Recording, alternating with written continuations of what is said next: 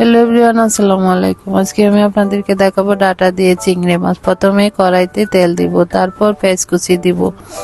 পেঁয়াজটা ভাজা হয়ে আসলে আমি হাফ চামচ করে হলুদ, মরিচ, ধনিয়া, স্বাদ মতো লবণ এগুলি দিয়ে মশলাটা ভালো করে কষিয়ে নেব।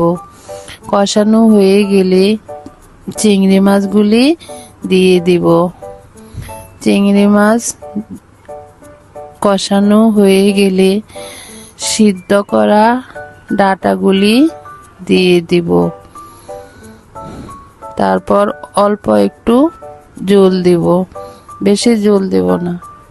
তারপর অল্প আছে কিছুক্ষণ রান্না করব। ওঠানোর আগে দিয়ে কাঁচা মরিচ দিয়ে আবার অল্প আছে কিছুক্ষণ রান্না করব। আমার তরকারি কিন্তু সবুজ থাকবে, ঢাকনা দিয়ে ঢাকবো না। ডাটার তরকারি ঢাকনা দিয়ে ঢাকলে কালারটা নষ্ট হয়ে যায়, তাই আমি ঢাকবো না।